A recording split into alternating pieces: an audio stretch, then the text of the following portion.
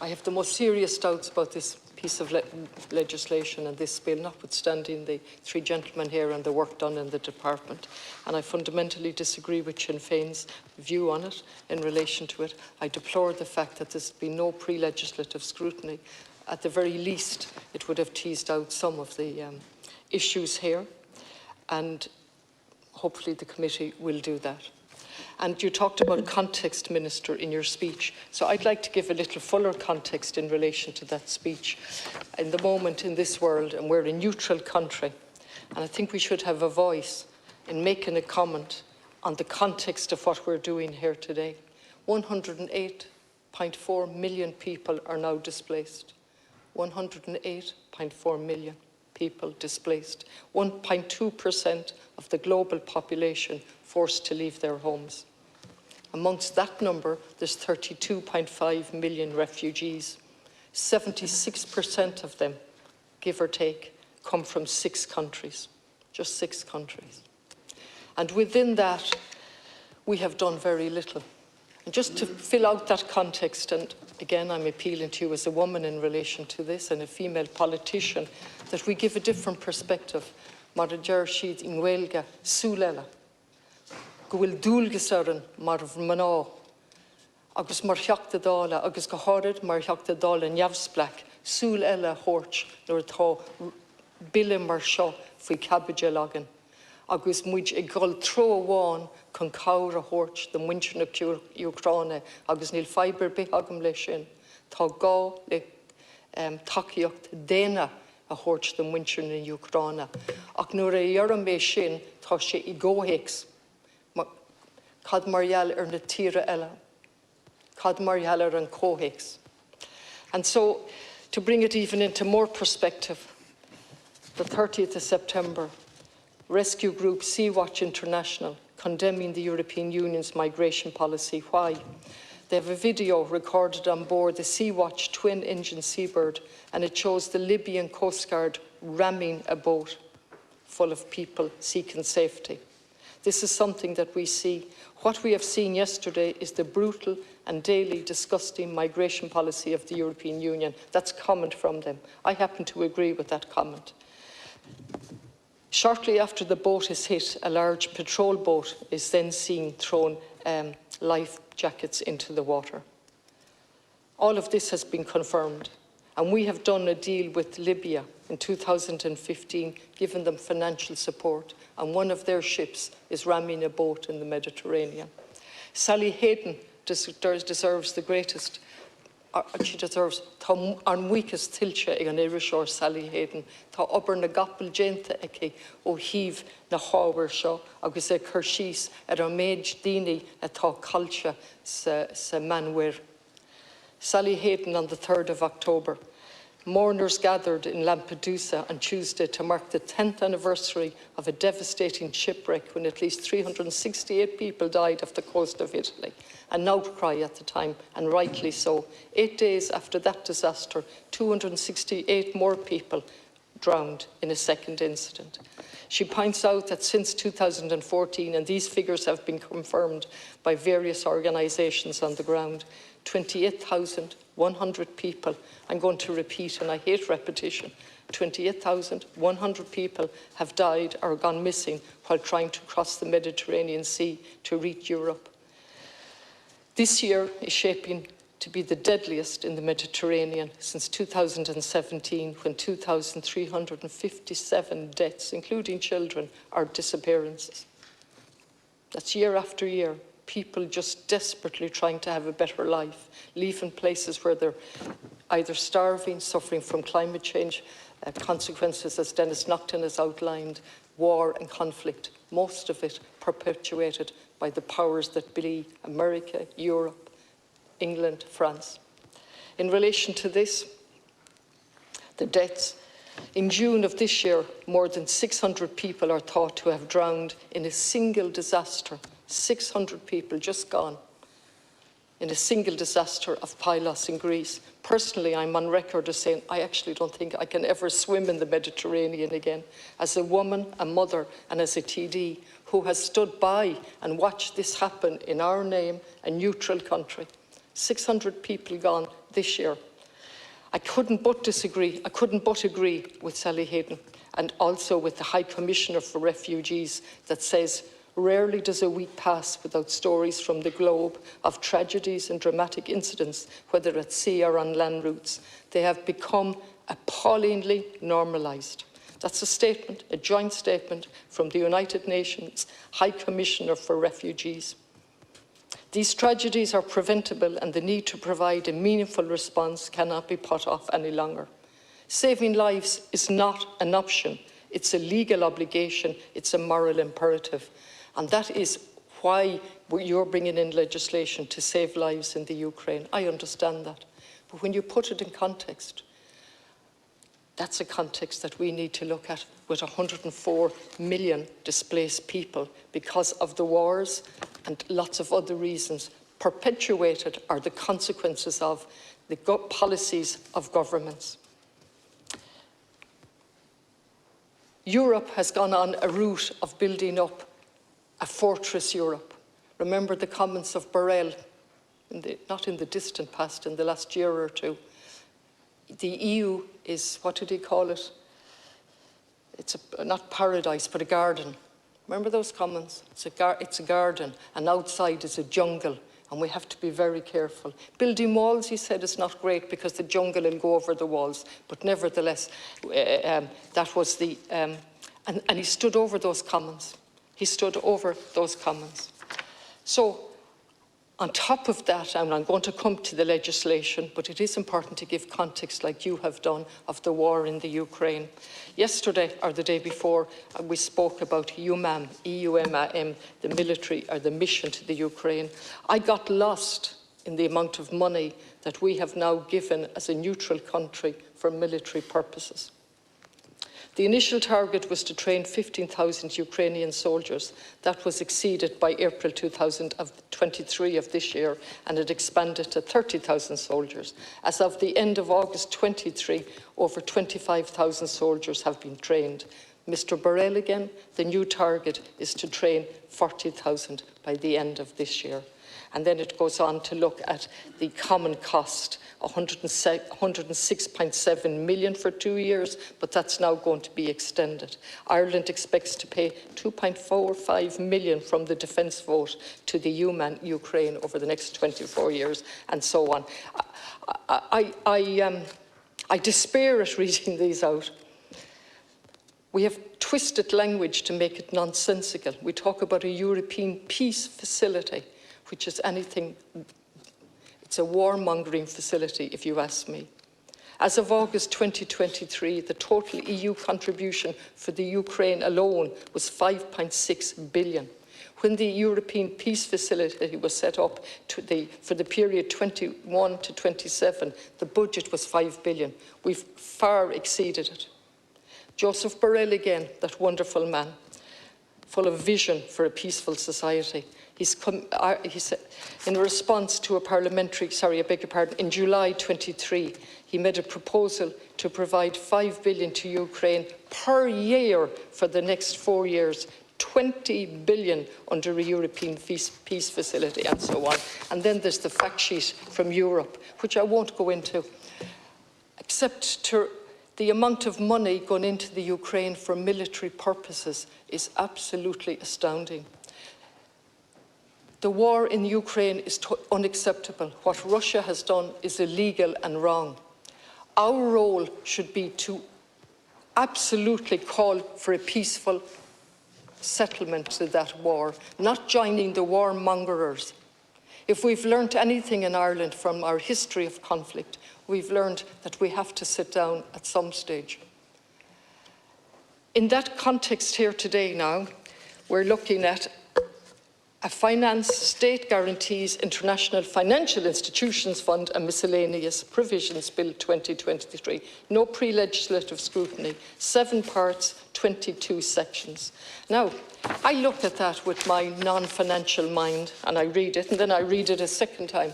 And I see that we're given 3 institutions and possibly more, but 3 listed.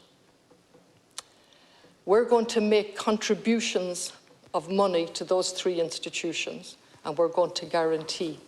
And we're going to enter into agreements with the Commission in relation to the agreements and the guarantee. So it goes something like this in my straightforward mind. Money will be borrowed on the markets. The three institutions will hold the money. We will make contributions to that as well. Loans will be given to the people in the Ukraine for reconstruction purposes, presumably. We don't know that either.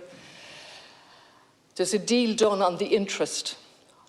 Ireland as a state with other European states will pay the interest on that, because it's really important that institutions make profit when we borrow money. That's absolutely vital in the market state. And then we give a guarantee. If the Ukraine are not in a position to pay back the money, we give a guarantee. Now, that's my straightforward understanding of this. And something in me says, Mother of Jesus, what are we doing here? What is the risk assessment at its most basic? I haven't heard anybody tell me, including yourself, Minister, what the risk assessment is in relation to what we're signing up to in relation to this. I don't know the money that we are going to guarantee, and I read, and again, as always, I thank the Digest for their very clear, as best they could do, outline of what this legislation is about, and also the briefing note that we got. And I see the figures mentioned, and I see that we're capped for the 2022, the MFA package. Ireland's maximum liability is capped in the schedule to the guarantee at 76.9 million. For 2023, thank you very much, we're told there's now a new way of looking at this. It's designed differently, and it's focused on interest subsidies rather than a member state guarantee. And again, the maximum contribution over the cycle. So we're not talking about 21, 22, 23 now. We're talking about 2021 up to 27. And that's capped at 63.625 million. Now,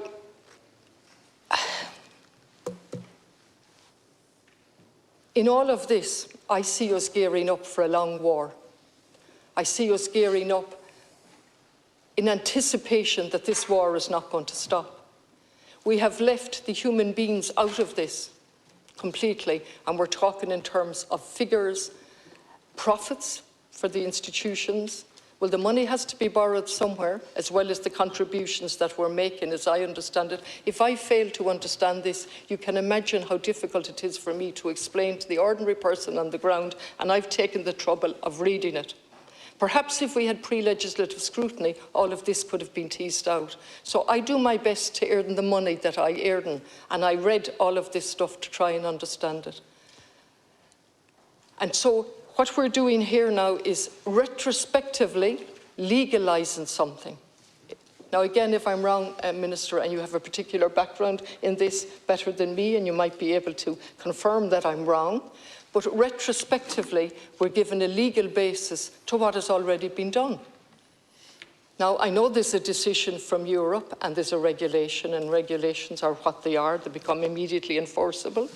So have we given money already on a non-legal basis, and now retrospectively we're legalising it, albeit we're changing the rules in 2023 going forward to do something differently? And yet lately, when we talked about a windfall tax, retrospection was was not allowed, only for a little period of time, like 3 months or 6 months maximum. But the financial experts told us that we couldn't have retrospection going back to when the prices were at their peak. Do you remember that? When people were really, really stretched beyond belief. Our legislation could not be retrospective, but it can here, without any problem whatsoever. Same Europe, same rules, but we can go back. So I'm absolutely seriously concerned about what we're doing here, about the narrative and about the continuation of a war, without using our neutral voice and using it in a most positive way to say, please don't continue this war in our name. While at the same time, we're completely ignoring the 1.6 approximately displaced people throughout the world.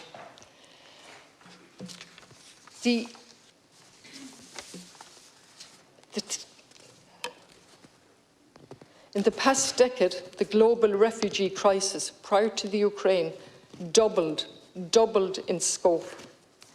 And as I said, 76% of the refugees came from 6 countries, and they're listed out. What I'd like to just zone in on for a minute, all of the countries, Sudan, one of the poorest countries, refugees, they're also taking in an extraordinary amount of refugees. The same thing with southern Sudan. And then we have Afghanistan. Remember Afghanistan that we just deserted? We didn't bring in any donor funds. We didn't get the 3 institutions to talk about setting up donor or trust funds to deal with Afghanistan. Remember the state of what's happened to the women? Gone back, no schooling, no nothing. Afghanistan. 1 in 10. The ongoing humanitarian crisis in Afghanistan consistently makes it one of the top countries of origin for refugees. Roughly 1 in 10, that is 2.8 million refugees, are Afghan by birth. And most of them are hosted in neighbouring Pakistan and Iran, countries we like to condemn. Syria, similarly, displaced people in their millions. And so what point am I making with this? I have absolutely no difficulty in helping the people in the Ukraine who are suffering from an illegal invasion. That is humanitarian assistance. My warning signs go off in my head when I see something like this and the narrative and the context given without the bigger context of what's happening in the world. And where is our voice as a neutral country? I'd like to hear that, Minister. I really would like to hear it. It should have been done at pre-legislative scrutiny. And when we're giving guarantees to institutions in the event of the people of the Ukraine and their institutions not being able to pay back the money, the very least we need is a risk assessment of that. That should be before us today. And as Deputy Naughton said, the possibility of using this type of mechanism for the greater good. Climate change, Afghanistan, like I've mentioned, not to mention Palestine and what's happening there. Never a fund set up. In fact, we allowed 3 of the organisations that we fund, 3 out of 10, to be prescribed as terrorist organisations by Israel. We give money to 3. And now we're giving money, according to Israel, to terrorist organisations. The Amnesty report told us that the operation in Israel was an apartheid operation. We've done nothing about that. So you can see my cynicism as I stand here as an independent TD, and I see a narrative and all the majestic power of the state behind this and the language used, and we're left to struggle with that, to make sense out of it and to say, yeah, that's good, we need to help the people, but what's happening that we're not helping other people? What's happening that we're going into a narrative to be one of the big boys in Europe? We're the tiniest country, or almost one of the tiniest countries in Europe. Our power lies not in supporting military aid. Our power does not lie in supporting the war. In fact, we are absolutely prevented from participating in wars in our Constitution, Article 28(3). So this will go to the committee. At this point, I'm putting on record that I cannot support this as it stands. I'll keep an open mind on it when I see it teased out. But at the moment, I have the most serious concerns about this bill, and that it's been done in our name and that it's been done in a manner that one feels bad because we're not supporting the people of the Ukraine, when my heart and soul and everything else I can do goes out to help the people of the Ukraine, but in context. Finally, I deplore the fact that given what I've outlined in terms of displaced people, that we have created an absolute 2-tier system in Ireland in terms of refugees.